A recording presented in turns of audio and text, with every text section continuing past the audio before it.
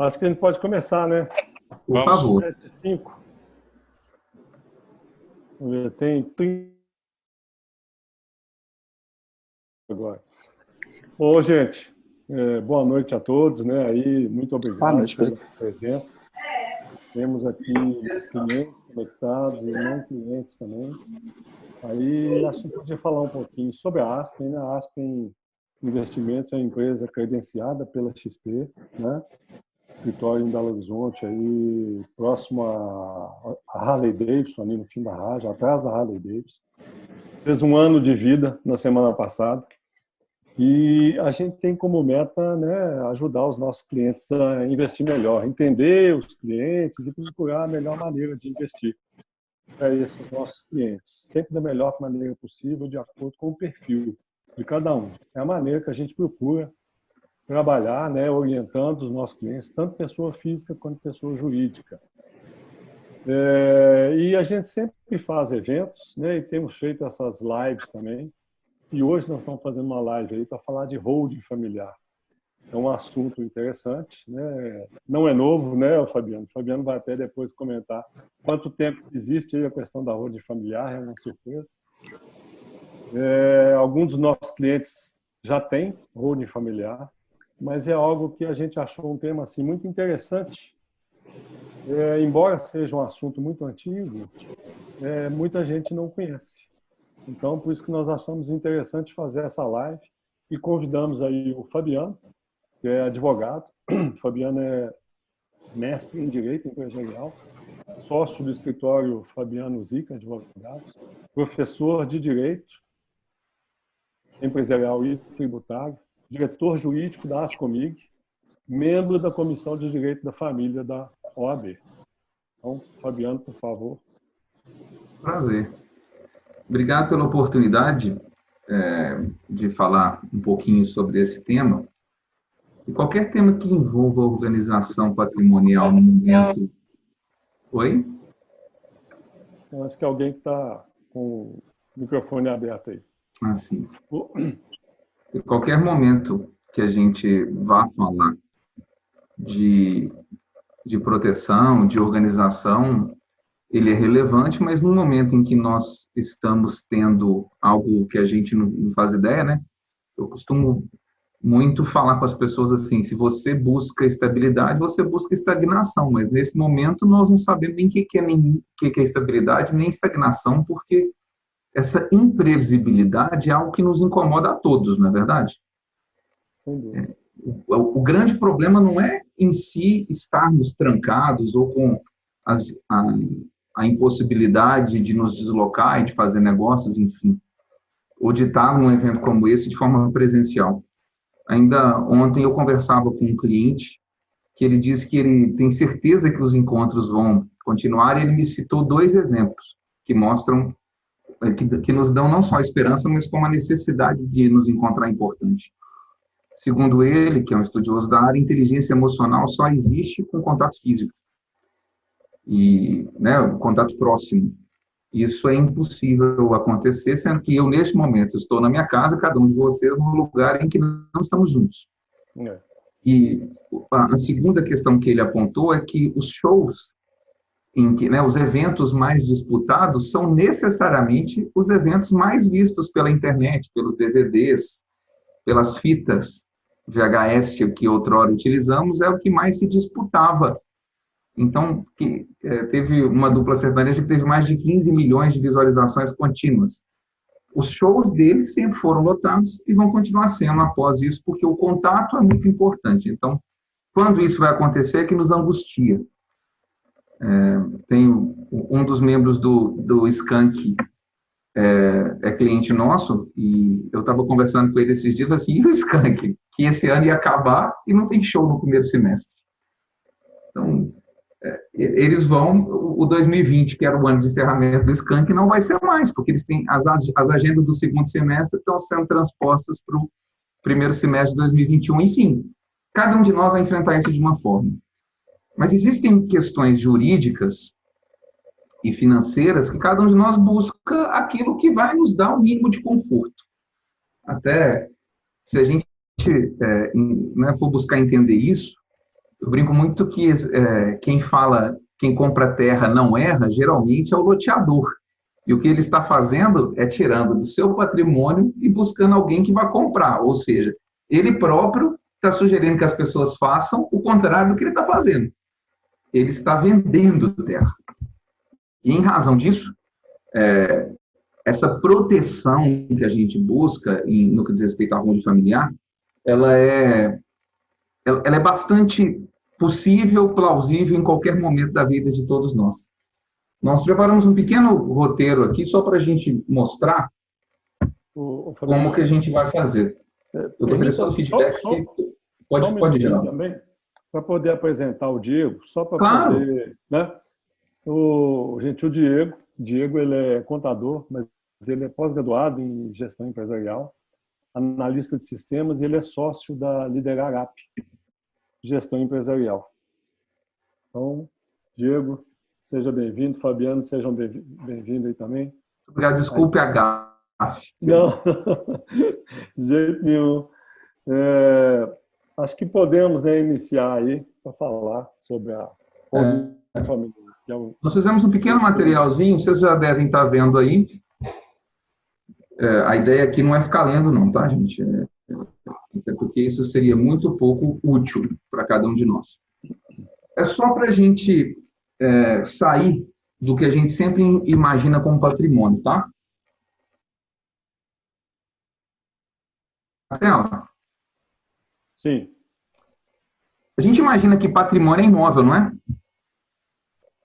Via de regra. Sim, perfeito. E quem tem muito patrimônio é o que a gente considera rico, né? Via de regra, sim.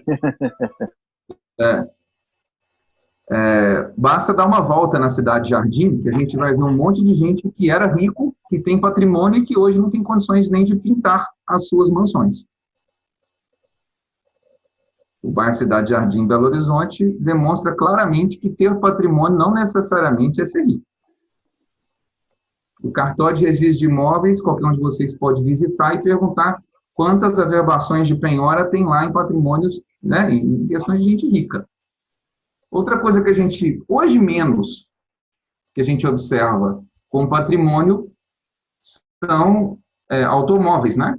Hoje bem menos, mas outrora, principalmente na época da inflação, ele sim representava, porque ele não desvalorizava na mesma velocidade da inflação, representava sim algum valor monetário ali empregado que eu pudesse fazer dinheiro em algum momento. Lembrando que dinheiro é sempre um meio, né? Você com $1 milhão numa ilha deserta, você vai morrer de fome. E a gente precisa de entender, o Geraldo estava falando no nosso início aí de perfil de investidor e etc. Eu acho interessante que a gente passe a entender isso. E o que é patrimônio, na verdade? O patrimônio é tudo o que envolve aquilo que você pode vender. Então, o Código Civil já trata que semoventes fazem parte do patrimônio, né? São animais que você pode vender, fazem parte aí daquilo que compreende o seu patrimônio. Claro que ele é mais volátil, porque animais falecem, e via de regra a gente cria eles para que eles morram mesmo, do ponto de vista monetário, né, para a gente vendê-los. Ações e cotas sociais, direitos alterais, direitos possessórios e direitos creditórios também são patrimônio. Vai muito além de imóveis e automóveis.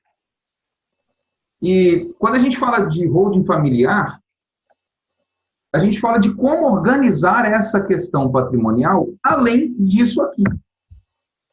Porque primeira coisa que é muito importante da gente tratar é que quando você tem muitos imóveis, todo mundo pode localizar quem são os donos e é muito fácil de você não poder vendê-los. Ora, como isso pode acontecer? Pode acontecer por inúmeros fatores. Vou deixar aqui nessa imagem, que é uma imagem que representa isso. Essa propriedade rural que nós estamos vendo na imagem de baixo, assim como essa bela casa e esse prédio, estão devidamente registrados em nome de alguém do registro de imóveis. Ou seja, uma medida liminar de contenção de patrimônio acha isso na maior facilidade do mundo. Hoje, na mesa de qualquer juiz, ele consegue bloquear o patrimônio imobilizado com a mesma facilidade que ele bloqueia saldos em contas bancárias. Então, e não interessa o valor da dívida. O bloqueio vem para depois você discutir. Então, uma dívida de 100 mil reais pode bloquear um patrimônio de R$1 milhão ou de muito mais com muita facilidade, porque ele é muito exposto. Quando a gente fala de holding, eu não vou ficar aqui lendo, o objetivo é só para que vocês tenham uma orientação. Quando a gente fala de holding é uma estrutura que não existe com essa característica no Brasil. Tá? Eu vou tirar aqui a apresentação que eu vou falar rapidamente para olhar para vocês o que é isso. Já estão me vendo? Sim, tá. Holding, assim como as SPS que a gente usa à torta e à direito no Brasil, a sociedades de propósito específico, holding nada mais é do que uma forma de atuação de uma sociedade empresária. Ela pode ser uma EIRELI, uma sociedade limitada, ou uma sociedade por ações. O que é o objeto holding? O KNAI holding? É simplesmente uma sociedade empresária constituída para gestão, ou não empresária, constituída para a gestão de um patrimônio, não necessariamente imobiliário, como eu acabei de falar.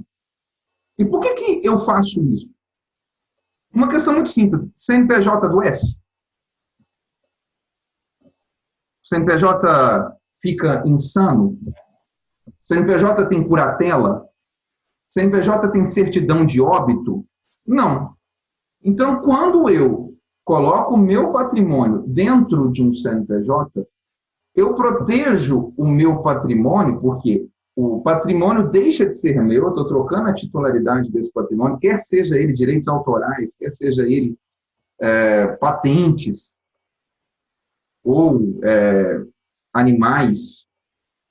Eu vou trazer esse patrimônio para outra pessoa jurídica, que não sou eu, da qual eu, e quem mais eu desejar, vai ser titular dela.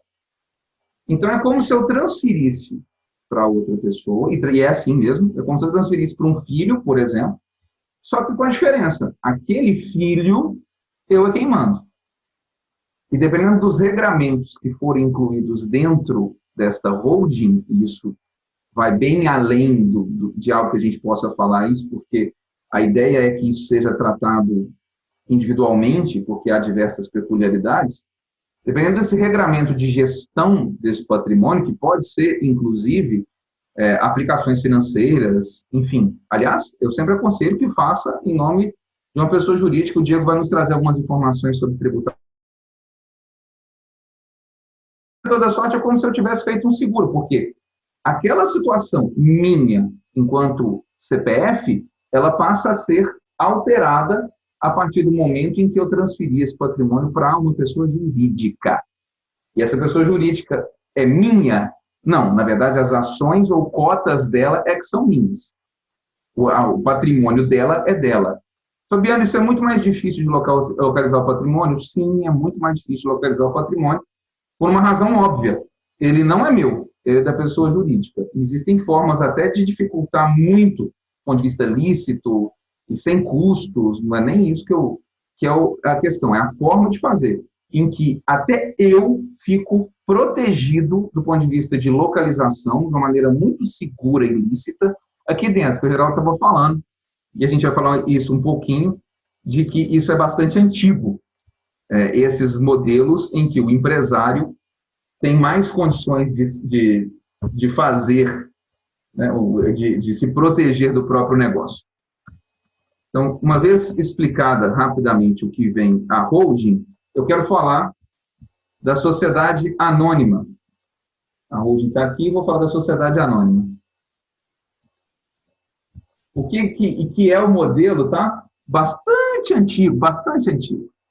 Alguns de vocês lembram do nome de Companhia das Índias Ocidentais? A gente estudou isso lá na escola, lá há muitos anos. Que era uma companhia marítima de exploração. Anos 1500, salvo engano. Aquilo já era um formato de SA. SA não tem absolutamente nada de novo. Por que eu falo de SA? Porque uma holding familiar montada na estrutura de sociedade limitada, ela não vai gerar a mesma proteção de uma holding familiar montada numa estrutura de sociedade anônima. E eu vou explicar a diferença das duas de forma rápida, para que a gente consiga projetar isso para vocês. Primeiro, a sociedade limitada é uma sociedade de pessoas. Todo mundo já viu problema, ou já ouviu falar de problemas relacionados a sócios minoritários dentro de uma estrutura de uma sociedade limitada. Por quê? Ainda que o sócio minoritário, sócio de 1%, tenha menor condição de gestão dentro de uma sociedade limitada, toda alteração da sociedade limitada é obrigatório que ele assine. É um contrato. Então, tanto é que chama contrato social, é um contrato de sociedade. Então, ele funciona para transferir o patrimônio, no entanto, qualquer um que for me procurar enquanto pessoa vai achar que eu sou titular de cotas de uma sociedade limitada, porque é uma sociedade de pessoas. Então, as pessoas aparecem ali dentro. Um outro ponto relativo a isso é que o custo de sucessão, caso eu venha a falecer ou doar parte desse patrimônio que está dentro da sociedade limitada, esse patrimônio vai ser avaliado pelo valor de mercado. Por que isso acontece? Porque é possível. A gente sabe que na declaração de imposto de renda da pessoa jurídica, não vai a descrição do patrimônio, vai só o ativo da pessoa jurídica. No entanto, o governo do Estado, ao fazer a avaliação do IPCB de uma sociedade limitada, das cotas de uma sociedade limitada, eu vou tirar aqui de dentro todo o valor patrimonial para ser tributado. Isso costuma ficar bem caro, porque o valor patrimonial tende a se valorizar no decorrer dos anos. Pois bem, e qual sentido faz, então, de eu ter uma sociedade anônima? Por natureza, a sociedade anônima, que eu já demonstrei para vocês, ela é muito mais antiga do que a sociedade limitada. Ela também é conhecida por sociedade por ações, que ela não representa uma sociedade de pessoas, ela representa uma sociedade de capital. Essa é a razão pela qual, sobretudo, uma sociedade anônima é que pode ter o seu capital distribuído na sociedade através de uma abertura do capital. E a sociedade limitada, que é uma sociedade de pessoas, eu tenho que saber quem são sócios. Inclusive, existe um princípio que é razão para a dissolução de uma sociedade limitada, que é chamado vontade de ser sócio. Quando não há mais vontade de ser sócio, a sociedade limitada pode se dissolver. Esse princípio é muito diferente quando eu falo de uma sociedade anônima, ainda que seja de capital fechado. Ele também vai ser uma sociedade de capital fechado. Ele também vai existir na vontade de ser sócio, mas se houver condições de saídas dentro de um acordo de acionistas, esse princípio vai ser absolutamente irrelevado ou até desconstituído, porque não é essa a lógica da sociedade anônima. A sociedade anônima é uma sociedade que é constituída para preservação da caixa para os seus acionistas. Como é que, então, eu me protejo mais do que na limitada? Na limitada, eu já disse a vocês que qualquer um identifica os sócios. Qualquer um. Isso está no site da Receita Federal, no QSA, quadro de sócios e administradores. QSA é a sigla. E na sociedade anônima, eu só identifico, na sociedade por ações, eu só identifico dessa mesma forma de uma busca quem são os administradores, o que também acaba acontecendo com muita frequência, que ela é um modelo muito bom, mas se eu precisar de uma proteção maior, e quem é que precisa de uma proteção maior? Eu já vi tantas pessoas que não imaginavam que eram expostas terem problemas jurídicos, e eu poderia citar inúmeros exemplos, posso até citar, caso alguém precise de exemplos mais à frente, porque, às vezes, funcionários públicos que são ordenadores de despesas são investigados sem saber que são investigados. E aí vem um bloqueio no patrimônio do sujeito e ele fica com salário suspenso, tem um monte de coisas. E como é que ele vai pagar advogado se as coisas ali estão tudo bloqueadas? Eu já vi isso acontecer com servidores públicos, ainda mais empresários. A gente sabe o quanto as liminares são recorrentes e dificultam essa gestão. Então, se eu monto uma sociedade anônima para gerir o patrimônio da minha família, e essa sociedade anônima é gerida de forma diretiva, eu sou o diretor estatutário dessa sociedade, ela é tão visível quanto a sociedade limitada. Agora, eu posso ser 100% proprietário, 100% não dá, mas 99% proprietário das ações de uma companhia fechada e não ser administrador? Posso. Fica muito mais difícil de localizar as ações, porque os sócios de uma sociedade anônima não estão no seu contrato social, porque ela nem tem um contrato social. Ela tem um estatuto. E aonde estão os sócios da sociedade anônima? No livro de registro de ações. Quando você vem aqui para o Geraldo, aqui para essa equipe da Aspen, e compra ações, ele te dá um boletim de subscrição. Esse boletim de subscrição é porque a empresa dele pode fazer isso em sociedades abertas, que estão reguladas pela CVM e que pagam taxas anuais para a Bovespa. A Bovespa que regula isso. Quem é que tem o livro de registro de ações das companhias de capital aberto? A Bovespa. Ela presta esse serviço para as companhias de capital aberto. E esse livro de registro de ações hoje é eletrônico e troca de ações. Inclusive, se você for observar como funciona, você não vê seu nome comprando ou vendendo ações lá na sociedade de capital aberto. Por que não vê? Você vê as corretoras operando. Então, você não faz ideia. Eu quero te vender a minha ação da Petrobras, a minha ação. É impossível, porque essa ação é uma sociedade de capital. Não me interessa quem é o dono. E esse conceito é o mesmo conceito. Se você vai sofrer um bloqueio de ações, você vai sofrer um bloqueio, né, dessas ações, daquelas ações que estão em seu nome, e não em nome da holding. Essa é uma das grandes vantagens. Geraldo, pode continuar.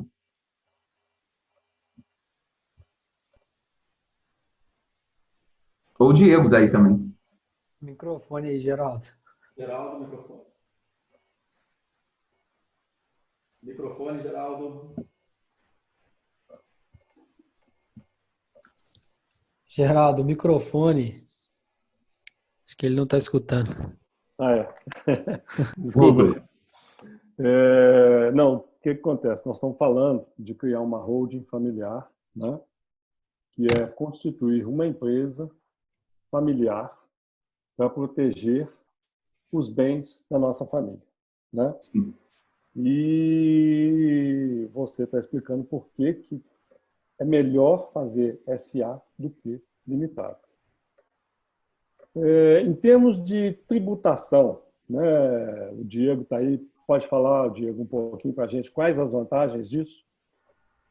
Então, Geraldo, primeiro, é importante lembrar, como o Fabiano disse... O Diego, está muito baixo a sua... Se aproxima do microfone, por favor, Diego. Ficou melhor, Geraldo? Ficou. Ótimo. Então, vamos lá. Como o Fabiano disse, holding é um CNPJ, uma empresa. Então, sim, o primeiro passo é que vai precisar de ter uma contabilidade mensal. Já antecipo que, como o nosso propósito é tornar a holding familiar o mais acessível possível às famílias, modelar um preço diferenciado, e eu tenho certeza que, frente às vantagens que holding oferece, esse custo é muito baixo, certo? Então, o primeiro ponto é entender que o fato de ser pessoa jurídica e ter uma contabilidade não vai ser um motivo para não optar pela holding, ok? Só é importante lembrar que, como é sociedade anônima, ela requer um tratamento mais específico, diferenciado. Então, precisa de ter contador especializado em SA, que esteja atento à legislação de SA. E é justamente essa a nossa proposta. Em termos de vantagem... Isso quer dizer que tem que ter uma contabilidade? Tem que ter uma contabilidade... Numa empresa. Por ser uma empresa. Mas o custo não vai inviabilizar. Eu tenho certeza que vai valer a pena ainda. Tá? Quando o Diego fala disso, é porque existem algumas peculiaridades jurídicas e não tributárias relativas a SA. E o contador, via de regra, é quem vai se atentar a isso. É importante que se faça uma ata por ano e uma eleição a cada 3 anos, e não há vedação alguma de que os mesmos administradores sejam reeleitos continuamente, e que essa ata, que é feita anual, não contém ali os acionistas. Aliás, é o mais comum que não contém essa assembleia anual. O custo disso é só de registro disso na junta comercial, que é bem baixo, é menos de R$600 por ato, e eu estou falando de duas questões por ano. Enquanto tributação, Diego, qual que é o regime tributário das holdings familiares? Você pode esclarecer para a gente? Então, o primeiro ponto importante observar em relação à tributação é que não permite enquadrar no Simples Nacional. A atividade de holding não vai poder optar pelo benefício do Simples Nacional. A tributação será, provavelmente, 99% de chance de ser lucro presumido. Haveria a possibilidade de ser lucro real, mas não compensa. A tributação é no lucro presumido. Eu vou até compartilhar com vocês aqui um slide que eu acho que fica mais fácil de entender com exemplo. Tá? É importante lembrar que o exemplo que eu vou dar aqui não é nem de famílias que possuem inúmeros imóveis, que aí a economia é muito grande. Vou dar um exemplo mais simples. Antes, deixa só eu compartilhar. Esse exemplo aqui que eu vou dar é até de um cliente e amigo, tá? Que é o Glauber, ele autorizou a dizer o nome dele aqui. E o cenário dele é o seguinte: além do imóvel que ele reside, ele possui mais 2 outros imóveis de aluguel. Esses outros 2 imóveis de aluguel dele rende a ele R$ 2.500. Deixa eu só voltar aqui. Na verdade, está no slide anterior. Ok? Como toda pessoa que recebe acima de R$ 5.000 por mês de rendimento tributável, ele também está na alíquota máxima do imposto de renda, que é 27,5%. Isso quer dizer o quê? Que sobre esses R$ 2.500 de aluguel que ele recebia na pessoa física, ele pagava 27,5%, que dava aí R$ 687,50 por mês. Transferindo os imóveis para a holding, feito o planejamento, a receita do aluguel passou a ser pela empresa. E a alíquota de um imposto no lucro presumido para essa operação, para essa atividade, é de 11,33%. Então, só nesse exemplo aqui, só na receita de aluguel de R$ 2.500 por mês, ele conseguiu uma economia de R$ 400. São quase R$ 5.000 no ano. Então, como contador, eu vou sempre defender o lado da vantagem na redução da carga tributária. Então, esse aí é o meu papel. O Fabiano vai falar muito aí no aspecto jurídico, né? E eu vou falar aqui das vantagens no ponto de vista de redução de carga tributária. Um outro exemplo aqui é em relação à venda de imóvel. Na pessoa física, quando você vende um imóvel, você paga 15% de ganho de capital. Ou seja, da diferença do preço que você pagou para o preço que você vendeu, você vai pagar 15%. Já pela holding, nós podemos optar pela outra tributação, que é pelo valor total do bem, que aí vai para 5,93%. É claro que isso vai depender muito de exemplo para exemplo, não vai ter um padrão para eu dizer aqui quando compensa, quando não compensa, mas eu ilustrei aí com um exemplo de um imóvel comprado por 300 mil e vendido por 600 mil. Na pessoa física, pagaria R$ 45 mil, enquanto pela holding, pagando 5,93 sobre o valor de venda, pagaria R$ 35.580, uma economia de mais de R$ 9 mil. Agora falando assim, para quem não tem receita de aluguel, fala assim, mas eu só tenho um imóvel, não tenho receita de aluguel. A principal vantagem está na sucessão. Hoje, não é exagero dizer que o gasto com o inventário chega a 20% do valor do bem. Isso significa que se você tem um único imóvel, e esse imóvel tem um valor de mercado de R$ 500 mil, por exemplo, seus filhos terão que pagar quase R$ 100 mil para ter direito a essa herança. Uma holding, se for feito um planejamento bem feito, esse custo pode chegar até a zero. E isso devido a alguns aspectos contábeis que a lei permite. É válido lembrar que o tempo todo aqui a gente está falando de coisas que é permitido por lei. Então, não vai ter problema nenhum. Então, seria isso aí. Em termos do ponto de vista contábil, o que eu posso dizer de vantagem é essa redução aí de carga tributária. Existe uma questão que eu gostaria de apontar também, que é a imunidade tributária de ITBI, embora a gente está falando de muito além de imóvel, mas a gente ainda tem imóveis, né? Ainda é um modelo que a gente usa para guardar as coisas, e a gente, ao construir uma holding que vai ter imóveis dentro dela, a gente consegue que aquele que está levando o imóvel para a empresa não pague o ITBI sem manobra nenhuma. Isso é um benefício constitucional, a gente trata de imunidade tributária. A grande questão é, quando a pessoa integraliza imóveis na holding, ela não pode vender imóveis com menos de 3 anos. Porque senão, ao invés dela ter essa redução que o Diego acabou de apresentar, ela vai ter um acréscimo, porque ela estará, se ela fizer isso e vender antes, ela não vai ter condições de utilizar esse benefício que o Diego falou e pode chegar a uma tributação de 33% sobre o valor da venda. Então, é importante acompanhar isso, é importante fazer dessa forma. Né? E, Diego, qual que é o custo mensal que eu tenho de impostos, nesse caso que eu montei uma holding, tem um imóvel só, é só para organização de sucessão patrimonial, ou mesmo para proteção, como eu disse a vocês. Quando eu tiro do CPF e passo para o CNPJ, eu já tenho uma grande proteção. E se esse CNPJ é uma SA e eu não sou o diretor, essa é a melhor proteção. É a melhor proteção. E não estou falando de laranja, nem isso. Não existe blindagem patrimonial, porque essa operação é rastreável. A grande questão é essa. Essa operação é rastreável. E se ela é rastreável, um eventual credor pode sim achar esse imóvel. Não existe, inclusive, um grande livro do professor Gladstone Mamed, que nós temos as 3 primeiras edições, elas sempre esgotam, chamado Blindagem Patrimonial. Eu acredito que seja o professor Gladstone Mamed, aqui de Belo Horizonte, professor da Federal, que cunhou esse termo ao fazer o livro Blindagem Patrimonial. Esse livro conta dezenas de casos de tentativas de blindagem patrimonial que foram frustradas, porque não existe blindagem patrimonial. Isso está escrito na primeira página do livro. O que a gente consegue fazer é proteção patrimonial. Porque a blindagem perfeita é muito simples. Eu tirei do meu nome, pus o nome do Diego, é dele, não é meu.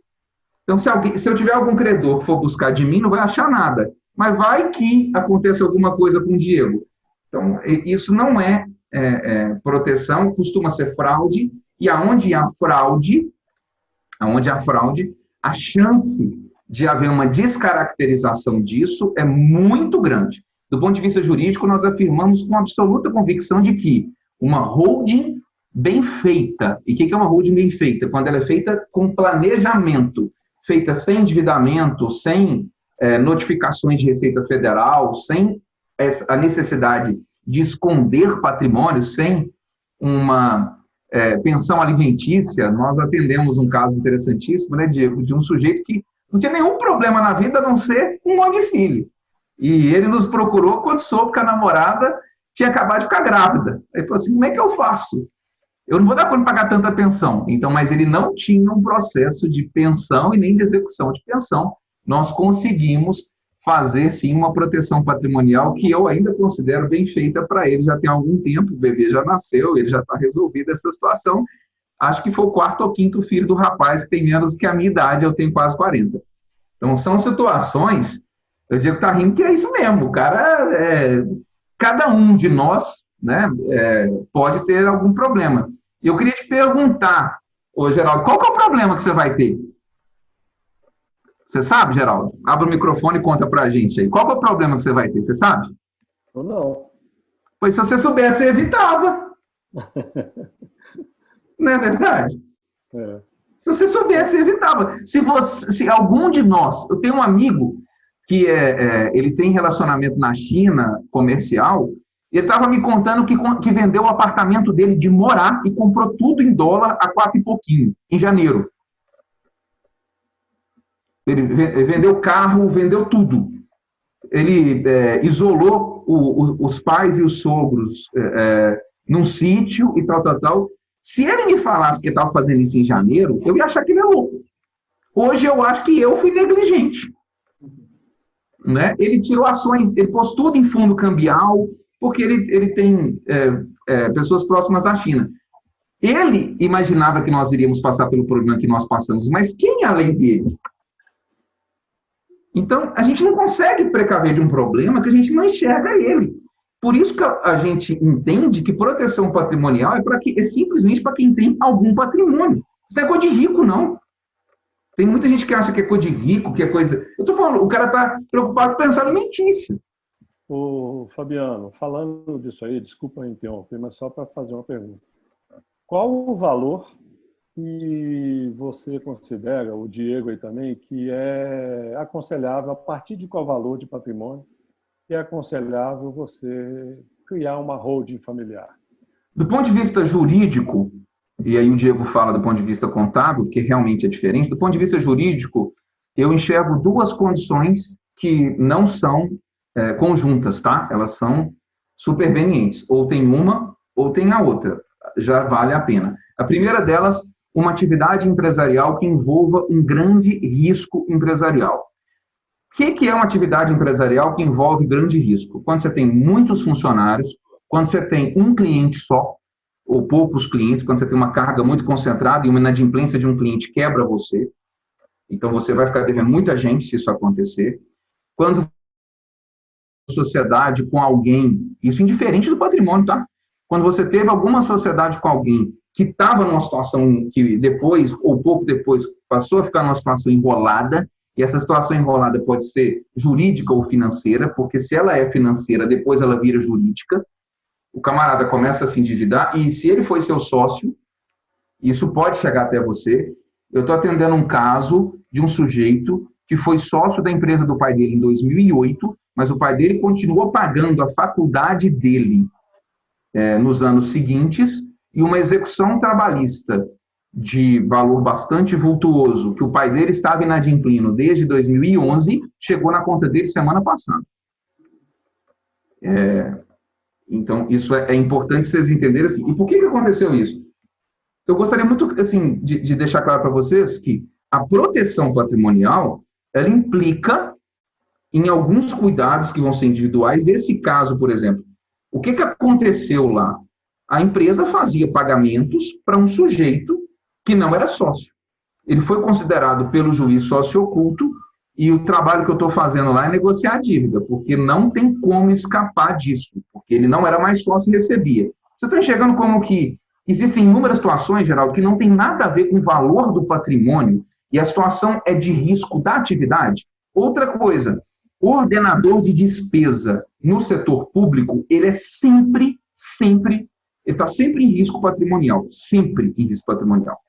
O meu pai foi gestor público, e chegava oficial de justiça na minha casa, eu morava com ele na época, já tem bastante tempo isso, o meu pai tinha uns 200 processos contra ele, porque ele era ordenador de despesa de uma empresa pública que era absurdamente inadimplente.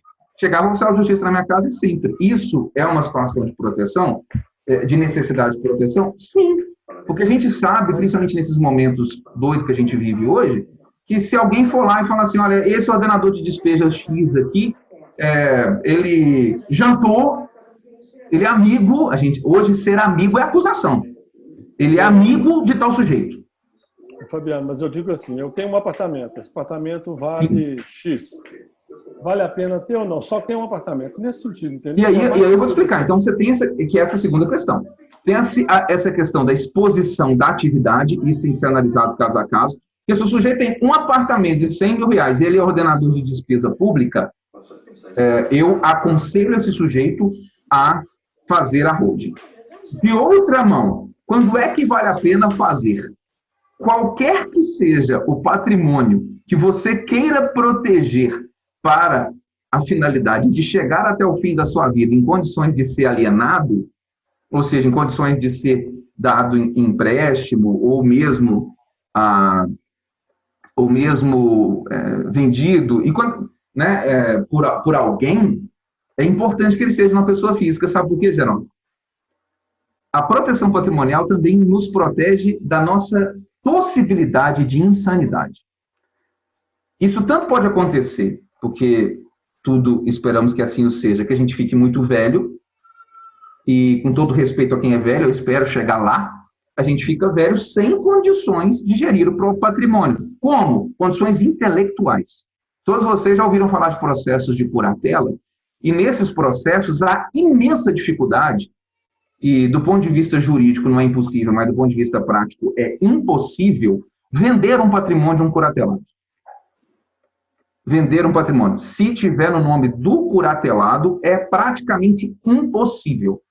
Eu já atendi casos de pessoas que moravam em casas de 3 milhões de reais, que não conseguiam vender, não conseguiam fazer nada, e aquela pessoa que era proprietária daquele imóvel estava em estado de debilidade mental, e a gente ficava tentando pedir ao juiz que vendesse a casa, e vinha a avaliação, aí depois, porque o patrimônio é de alguém incapaz.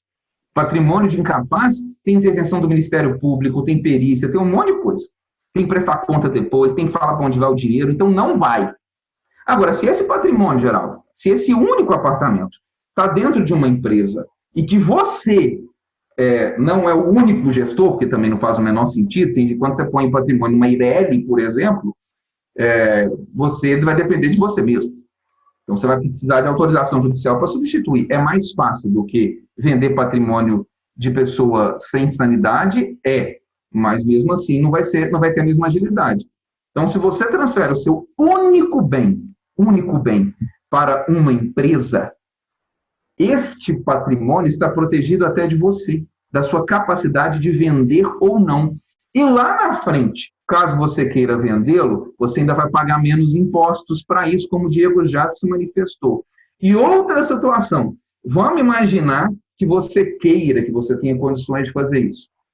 Se você colocou um único imóvel dentro de uma única empresa, você vai escapar do ITBI na venda desse imóvel, porque não existe ITBI para compra e venda de empresas. Então, se eu vender a empresa, eu vou pagar tributação por vender a empresa enquanto pessoa física, e quem comprar a empresa vai ter todo o patrimônio dela sem pagar ITBI, pagando alteração contratual na junta comercial ou, nem isso, no livro de registro de ações. Ele vai pagar o registro da ata, se for uma SA, a ata da eleição da nova Assembleia. Fica muito mais barato. É muito mais lógico, eu até posso dizer isso, é muito mais lógico que pessoas jurídicas que detenham patrimônio do que pessoas físicas. Pessoas físicas adoecem, morrem, levam multa de trânsito, perdem carteiras de trânsito. Empresa tem CNH? Ô Fabiano, eu vou, embora é uma sociedade anônima, eu vou fazer essa holding familiar, que vai ser eu, minha esposa e meus filhos. Perfeito. Dentro do estatuto vão estar lá as condições para a sucessão desse patrimônio, certo? Perfeito. No estatuto não, no acordo de acionistas. No acordo de acionistas. Exato. Okay. No acordo de acionistas. Isso, e qual que é a vantagem disso também, Geraldo? O acordo de acionistas, eu tenho um cliente que detesta esse nome. Ele fala assim, não gosto disso porque não diz o que é. O acordo de acionistas nada mais é do que um termo de ajuste entre os interessados naquela empresa, naquele patrimônio, naquela gestão. E quando a gente fala de holding familiar, eu tanto posso falar de holding patrimonial, que é o que a gente tem dito até agora, como eu posso falar de holding, que é o modelo clássico, que é a razão da utilização desse nome, uma holding que é um hub de várias empresas, uma holding operacional. Também é bastante comum. O cara tem vários restaurantes, várias empresas, e para a melhor organização desta empresa, é criada uma outra empresa que é dona delas. Eu vou falar de algo que é comum, tá? Que isso não é algo, não são meus clientes, e essa informação é pública. A holding patrimonial operacional da família Menin fica nos Estados Unidos da América. A família Menin, dona da, maior acionista da MRV, tem várias outras empresas que elas são controladoras. As ações deles estão em uma holding nos Estados Unidos. Mas E eles têm holding patrimonial? Essa aí eu não sei. Eu estou dizendo que essa holding que controla as empresas operacionais deles fica nos Estados Unidos. Isso custa caro? Às vezes lá até mais barato do que aqui. Depende de um monte de fatores. Tá? Eu estou te dizendo que isso eu tenho certeza que funciona dessa forma. Outra questão que é bastante comum é que a pessoa, ao ter um único patrimônio, ele e os filhos, né? Se os filhos forem maiores, Geraldo, é melhor porque você está passando já a gestão do seu patrimônio para alguém que não é você e que você confia. Ah, mas e se meu filho casar? Se ele, né, meu filho casou, separou, enfim, tem pensão alimentícia, se ele for apenas gestor, na SA, ao contrário da limitada, que o gestor tem que ser trocado com a assinatura de todo mundo, na SA, basta eu fazer uma nova eleição, porque quem tem a maioria do capital pode chamar a Assembleia Geral, e por motivos até subjetivos, ou seja, eu não quero mais que esse sujeito seja o presidente da minha companhia, isso é trocado igualzinho é na SA. Eu não quero, nas de capital aberto, eu não quero mais o presidente, eu chamo a Assembleia e troco, e assim vai. Ah, ele tem mandato. O mandato é relativo ao atendimento das necessidades dele. Uma outra pergunta que vocês não me fizeram, mas é bastante comum, é se tem que publicar balanço. Diego, esclarece isso para a gente. Então, no caso de SA... Está longe de novo, Diego. Chega perto do microfone. No caso de SA, de capital fechado, não é obrigatório a publicação do balanço. Então, isso aí é um medo que muitas pessoas têm, que falam assim, SA tem muita burocracia, não tem como eu ter uma SA, é muito difícil ter uma SA. Isso aí eu posso dizer que, por conhecer SA, por lidar com SA, nós tornamos isso uma forma mais simples. E é o que a gente tenta mostrar para as pessoas, que não tem que ter esse receio de sociedade anônima. Qualquer um de nós podemos sim ter uma sociedade anônima. E sem sombra de dúvida que vale a pena. Ô, Geraldo, voltando até a sua pergunta, você falou assim, eu tenho um único imóvel, vale a pena em termos de custo, como que é, qual que é o valor? Como o Fabiano disse, isso é muito subjetivo, porque se um patrimônio é importante para você, já vale a pena.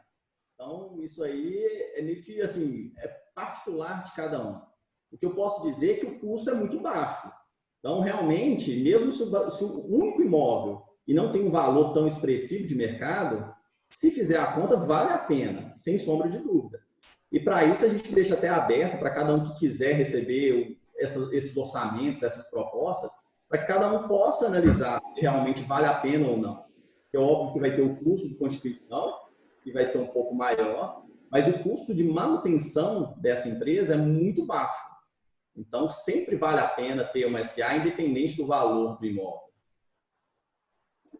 Sim. Sem dúvida. Ok. Oi, Geraldo? Não, ok.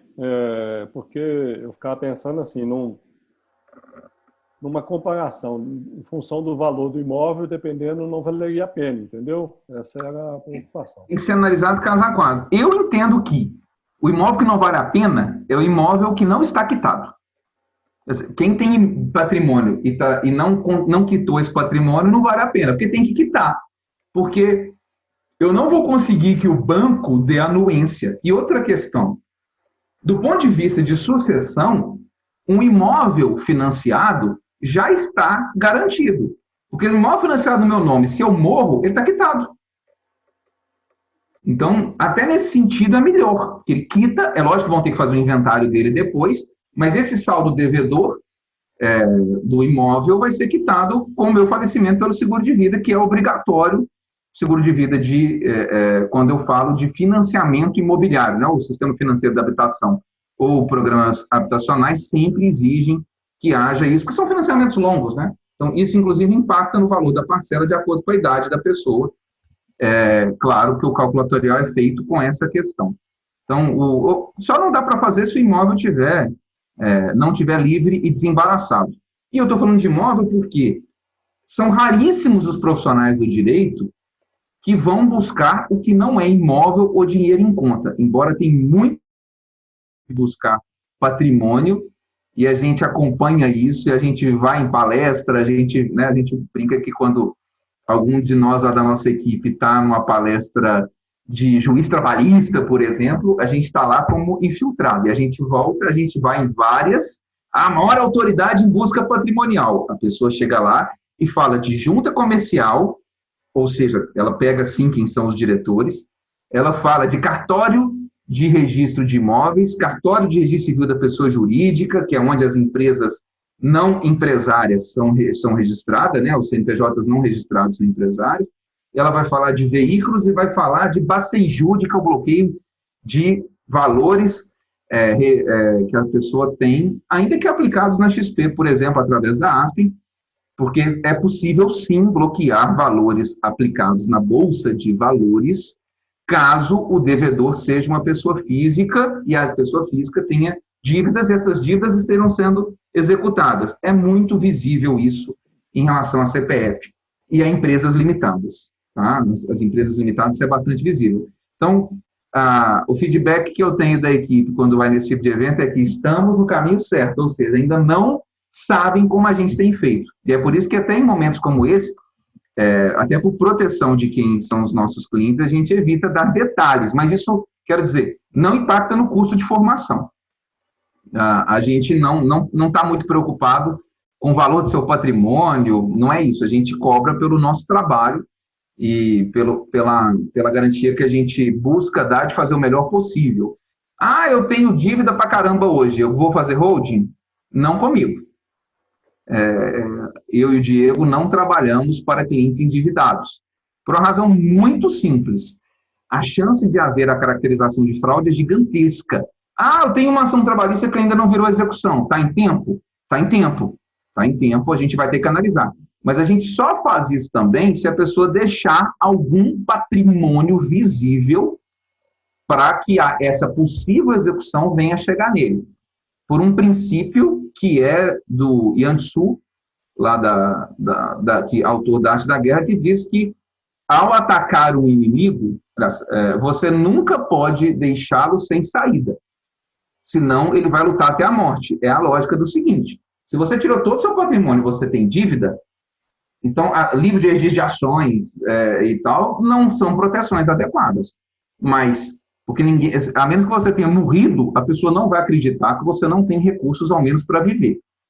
Então, isso fica visível. Hoje a gente tem rede social, tem muita fofoca, enfim, tem outras questões. Então, é importante a gente trabalhar com esses conceitos também. Agora, quem já tem patrimônio em execução, já tem dívidas em execução, não dá mais tempo de fazer uma holding segura, não dá mais tempo de fazer uma proteção segura para esse patrimônio.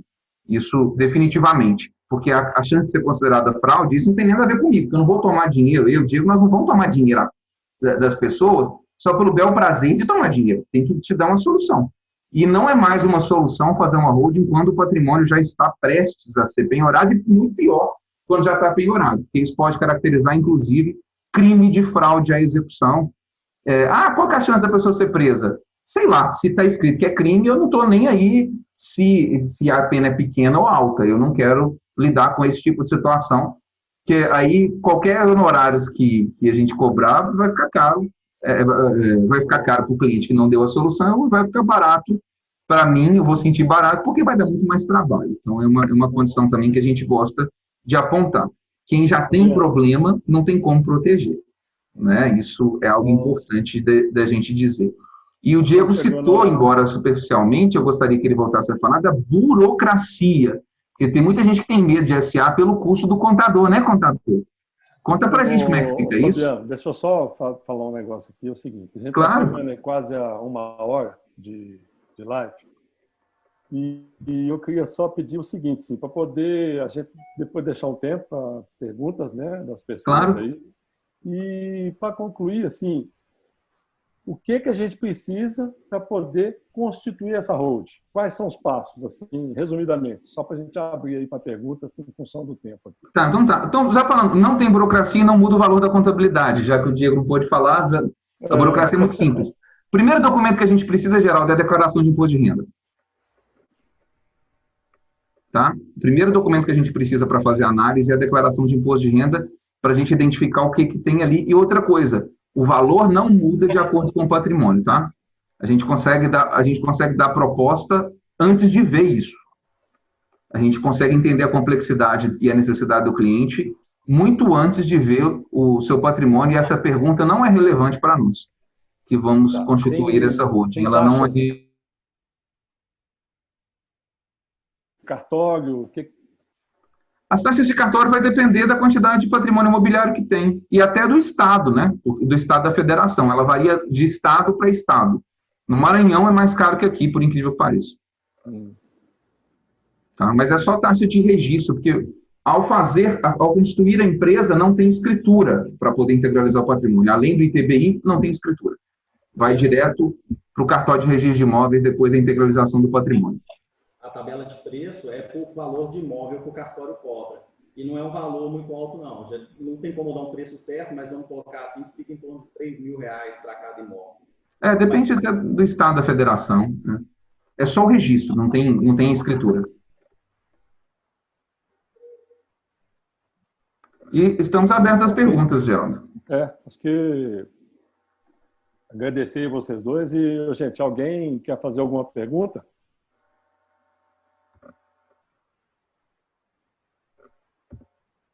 Geraldo, aproveitando, deixa eu só falar um pouco também, que o Fabiano até comentou, que é referente à aplicação financeira. Sim. Na holding. Eu acho que é interessante, considerando que os clientes da Aspen, né, lidam com investimentos, a conta bancária da holding, ela pode sim ser utilizada para deixar essas aplicações, esses investimentos, mas, infelizmente, na pessoa jurídica, nós temos a tributação maior.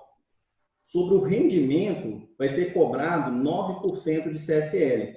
Então, além do imposto de renda, que já vai ser retido, vai ter o custo de 9% sobre o rendimento. Para a gente ter uma noção do que isso representa, uma aplicação de R$100.000, que rende R$500 por mês, pagaria-se aí 9% sobre 500, que daria R$45 por mês.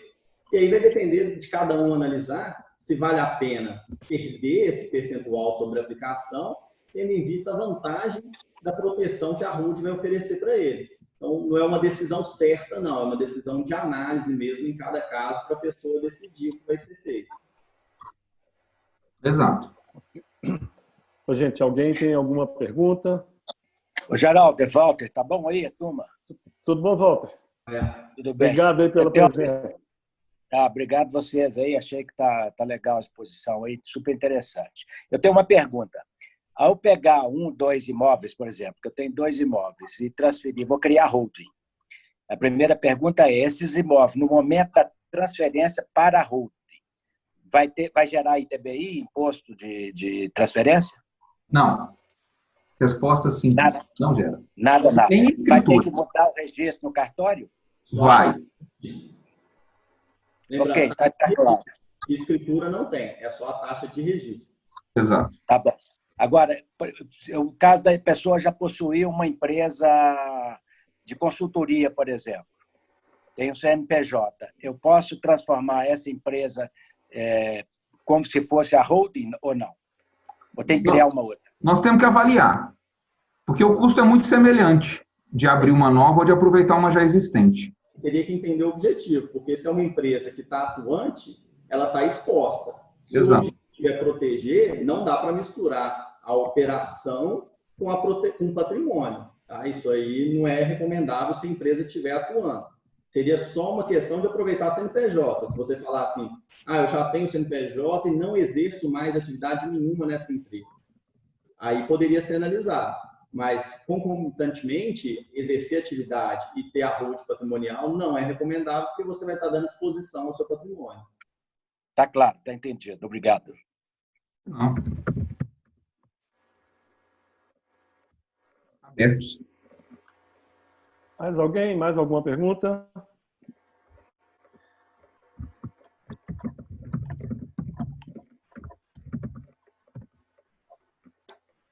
Bom, gente, Então, eu vou mais uma só rapidinho. Vamos Como lá. o Diego falou, as aplicações financeiras, como pessoa física, se transferir para a holding, a tendência é que você vai ser mais tributado, ok? Nas aplicações.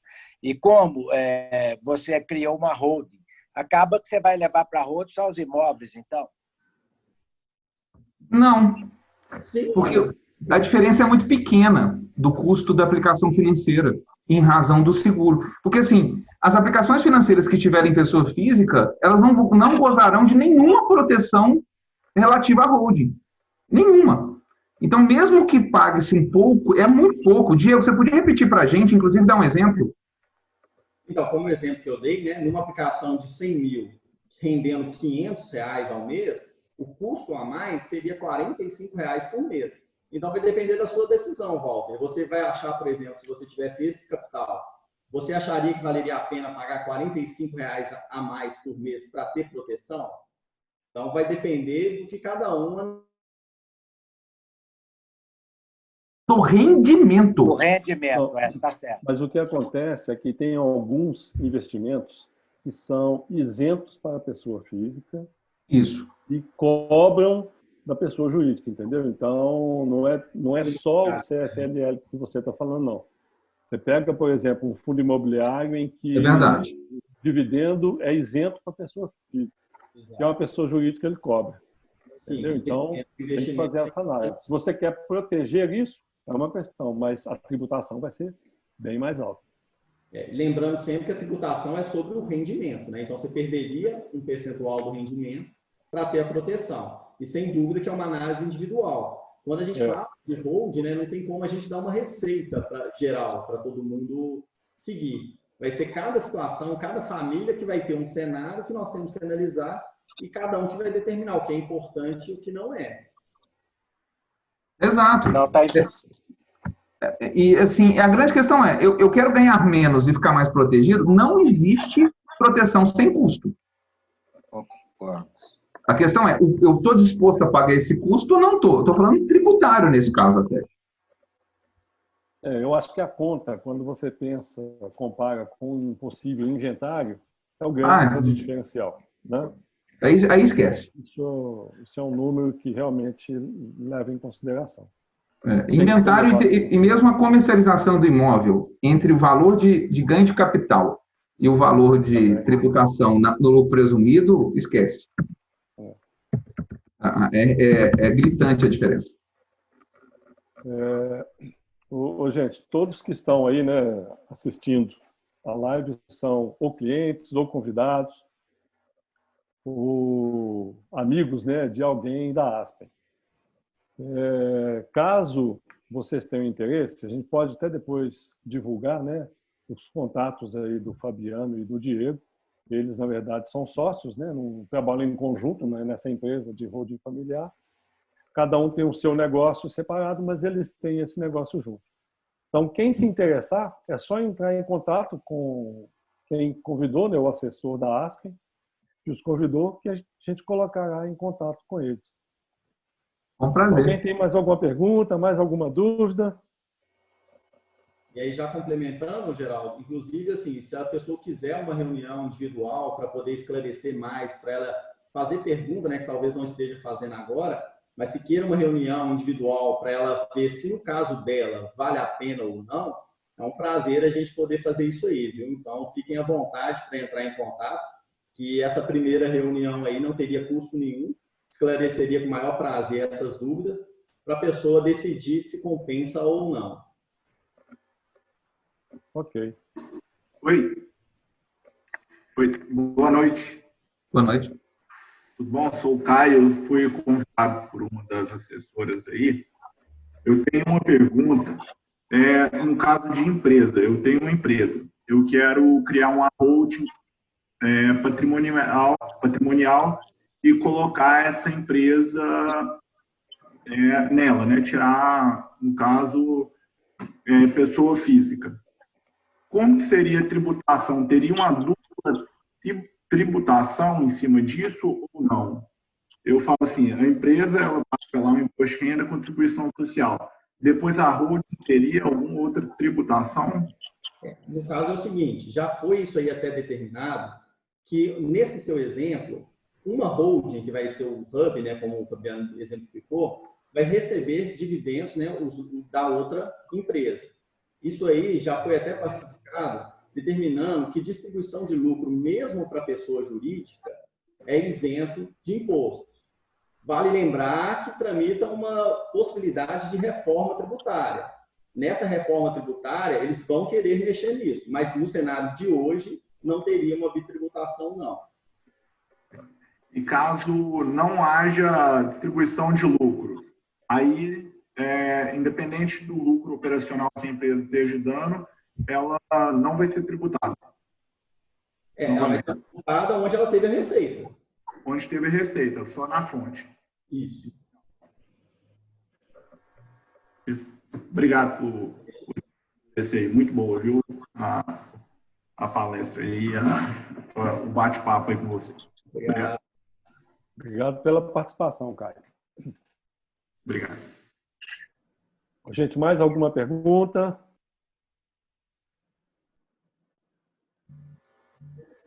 Bom, então, agradecer, né, aí a participação de todo mundo, agradecer ao Fabiano, ao Diego, por nos dar essas orientações aí, né, sobre como construir uma holding familiar, visando proteger, né, o nosso patrimônio e garantir a sucessão desse patrimônio.